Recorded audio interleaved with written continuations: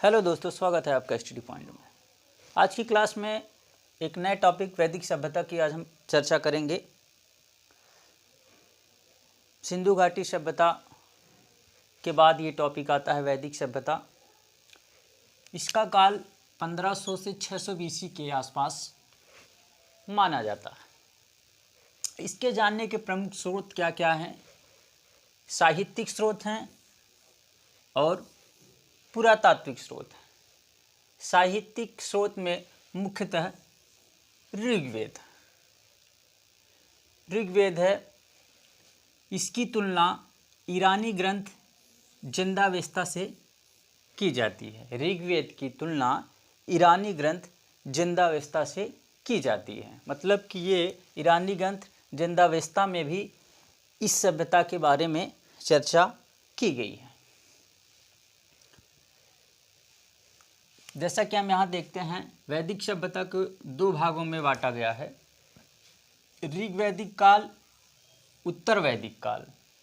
उत्तर वैदिक काल means letter वैदिक पीरियड। इसको हम शॉर्ट फॉर्म में आगे की क्लास में LVP ही लिखेंगे।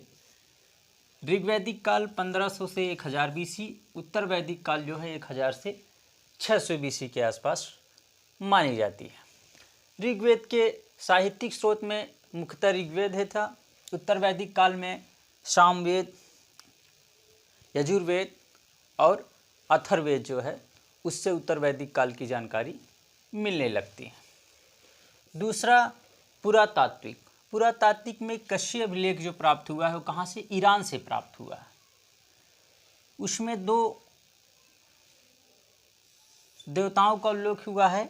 सूर्यास्त जिसको सूर्य माना गया है, और मरुत को मारुति वायु का देवता माना गया है।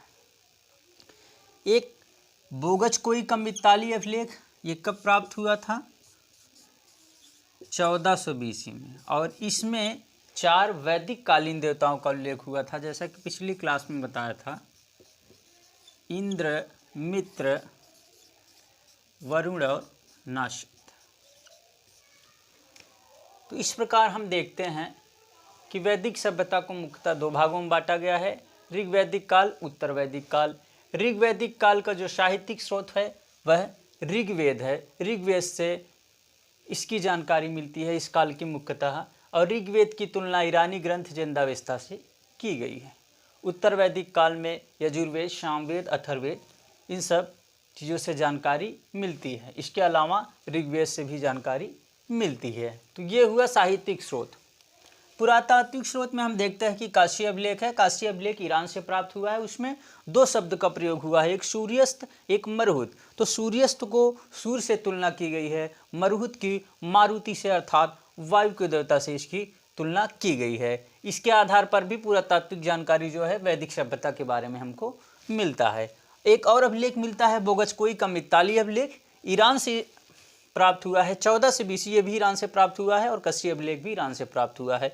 बोगचकोई का मित्ताली अभिलेख 14 से BC के आसपास हुआ है, जिसमें 4 वैदिक कालीन देवताओं इंद्र, मित्र, वरुण और नासत्य का उल्लेख हुआ है। इस प्रकार हम यह देखते हैं कि साहित्यिक और पुरातात्विक से जो है वैदिक सभ्यता की गुण जानकारी मिलती है। इसके अलावा जो इस समय प्रयोग किए गए लाल एवं काले मृदभांड, मिट्टी के बनाए हुए जो होते थे बर्तन होते थे, वो मृदभांड कहे जाते थे। उस पर धारीदार लाल और काले कलर की जो है धारीदार की जाती थी, या तो सिर्फ लाल या तो काला या तो दोनों का मिक्स होता था। तो उससे तमाम प्रकार के मिट्टी के खिलौने भी बनाए गए। तो उससे जो है कि वैदिक कालीन सभ्यता के बारे में भी हमें जानकारी मिलती है। तो ये हुआ इसके जानने के स्रोत के बारे में। पहला टॉपिक हो गया स्रोत, साहित्यिक, पुरातात्विक और लाल एवं काले मृदभांड।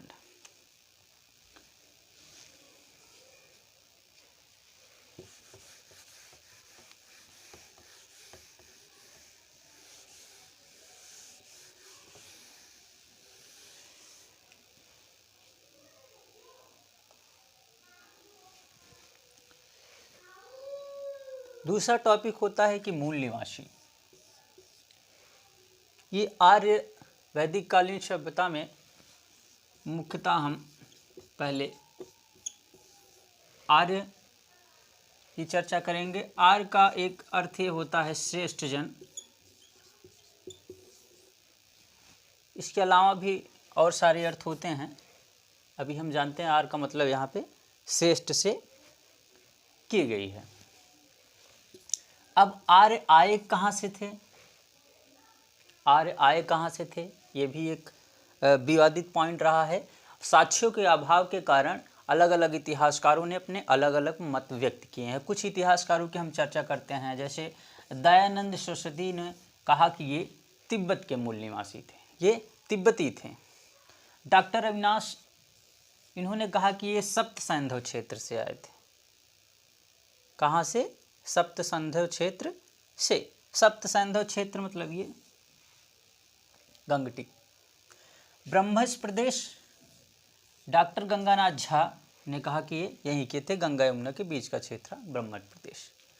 अब मध्य एशिया, मैक्समूलर ने कहा कि मध्य एशिया से आए थे, और सर्वाधिक मान यही है मध्य एशिया मैक्समूलर, या एक नेहरिंग आए हैं, ये भी वही तुर्कमेनिस्तान का जो मध्य एशिया का क्षेत्र होता है, नेहरिंग, ये भी कहे हैं। तो ऐसा माना जाता है कि ये मुख्यतः, अगर हम मैप बनाते हैं तो ये लगभग मध्य एशिया पड़ेगा, और यहाँ नेहरिंग ने रसिया के क्षेत्र को लिया था। नेहरिंग ने रसिया के क्षेत्र की चर्चा की थी। तो ये माना जाता है कि इस क्षेत्र में ये मुख्यतः पशुपालक थे, पशुओं पे इनका जीवन निर्भर था, और जब इस क्षेत्र में बर्फ जमती है तो पशुओं को चरने के लिए चारा का अभाव हो जाता है, लोग मरने लगते हैं। तो ऐसा कहा जाता है कि ये लोग यहाँ से पलायन करते हैं, और पलायन करते हैं तो भारत में दिए प्रवेश करते हैं। ये कुछ गर्म क्षेत्र था, यहाँ विभिन्न प्रकार के घास पाए जाते थे, इनके रहने के लिए अनुकूल जीवन भी, क्योंकि इनके जीवन का आधार पशु ही माना गया। तो जो है ये क्षेत्र उनके लिए उपयुक्त हो गया। तो कोई फिक्स जो है नहीं है, लेकिन यह है कि ऐतिहासिक विवाद के कारण विभिन्न मत जो है कि नेहरिंग और मैक्समूलर, इस समय नेहरिंग जो है रसिया के क्षेत्र के सर्वाधिक उपयुक्त माना गया है। ये मूल निवासी। अब आने का तिथिक्रम कब आया था, ये भी एक विवादित पॉइंट है। विभिन्न इतिहासकार अलग अलग मत दिए हुए हैं इनके आने के क्रम में। तिलक, इन्होंने 6000 बीसी के आसपास कहा, ये 6000 बीसी के आसपास आए। जैकोबी ने 4500 से 2500 बीसी के आसपास, फेयर सर्विस ने 2000 से 1500 बीसी के आसपास, और मैक्समूलर ने 1200 से 1000 बीसी के आसपास। इस प्रकार अलग अलग इतिहासकारों ने इनके आने के क्रम को अलग अलग तरीके से व्यक्त किया। जो सर्वमान्य है वो 1500 से 600 बीसी के आसपास। तो यहाँ से आपके बहुत क्वेश्चन नहीं पूछे जाएंगे, बस ये है कि आपको एक विषयवर जानकारी ज़रूरी है, तो इसलिए हमने सारी चीज़ें आपको बता दी। इनका जोन लगभग ये तुर्कमेनिस्तान, मध्य एशिया मान लीजिए, ये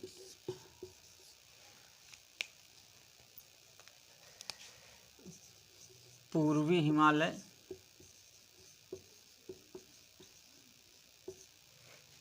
अरावली क्षेत्र,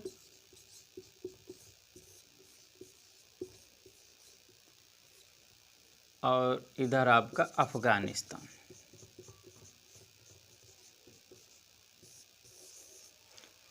अफगानिस्तान ये इनका कुछ विस्तार क्षेत्र था।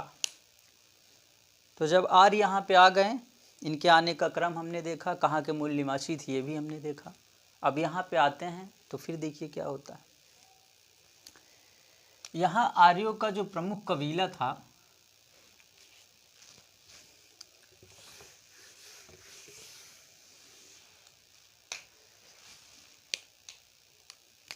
आर्यों का प्रमुख कबीला जो था वो भरत कबीला था।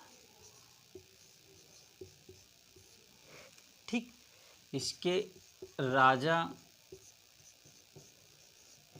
सुदास,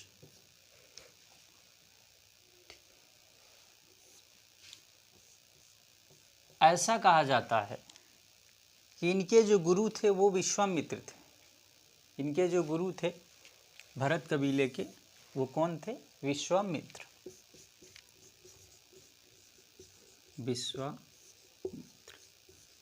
लेकिन कहा जाता है कि जब वशिष्ठ आ गए तो वशिष्ठ का जो मंत्रोच्चारण था वो विश्वामित्र की अपेक्षा जो है ज़्यादा शुद्ध था। तो भरत कबीले ने वशिष्ठ को जो है अपना गुरु बना लिया। इससे नाराज होकर विश्वामित्र जो है वो अनार्यों की तरफ चले गए। अनार्य यहाँ के जो निवासी थे, मूल निवासी थे, उनकी तरफ चले गए और उन्होंने एक संघ बनाया। उन्होंने एक संघ बनाया तो इस प्रकार जो है युद्ध होता है किसके बीच? आर्य और अनार्य। अभी बताएंगे हम आगे। एक कबीलों का एक संघ था, 5 कबीले थे इसमें। अनु, यदु, दुर्वस, अनु, यदु, तुर्वस, पुर, द्रुव। ठीक है, ध्रुव कुछ गलत लिखा गया है, ध्रुव। तो ये अनु, यदु, तुर्वस, पुर, द्रुव, ये जो है 5 कबीले थे और एक तरफ अनार थे। इनके राजा भरत। इनके राजा कौन थे? भरत।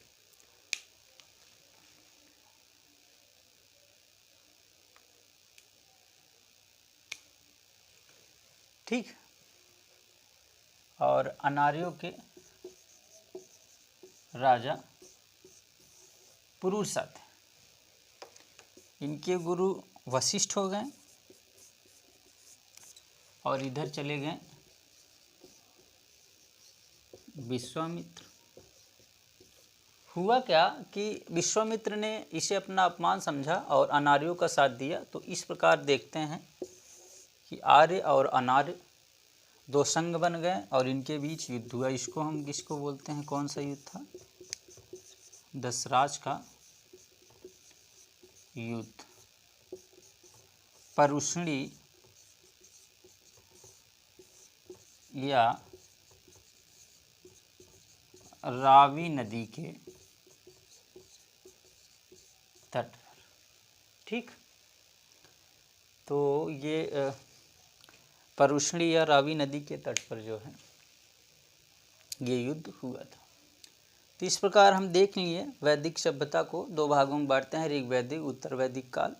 फिर इनके आने के क्रम को हमने देखा, किस क्षेत्र से आए इसको देखा, इनका क्षेत्र विस्तार हम लोगों ने देखा। उसके बाद आर्य क्यों आए, एक जो इसके पीछे कहानी हमने उसको बताया।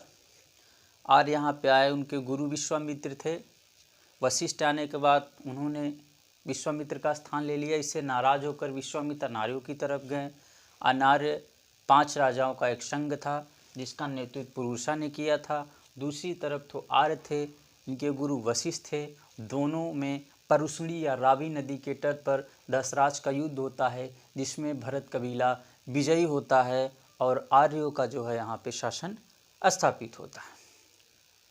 आगे की क्लासों में हम बताएंगे कि फिर सामाजिक जीवन, आर्थिक जीवन, राजनीतिक जीवन का कैसे कैसे विस्तार हुआ। फिर उत्तर वैदिक काल क्यों कहा गया, वैदिक काल को 2 भागों में क्यों बांटा गया, इसके बारे में हम चर्चा करेंगे आपकी। और उत्तर वैदिक काल आते आते कैसे जाति प्रथा का उद्भव हुआ, कैसे बहुत बड़े स्तर पे सामाजिक परिवर्तन देखने को मिलता है जो आज तक कायम है, इसके बारे में जो है हम आपको अगली क्लास में बताएंगे। अधिक से अधिक वीडियो प्राप्त करने के लिए चैनल को लाइक, सब्सक्राइब करें, अधिक से अधिक शेयर करें। धन्यवाद।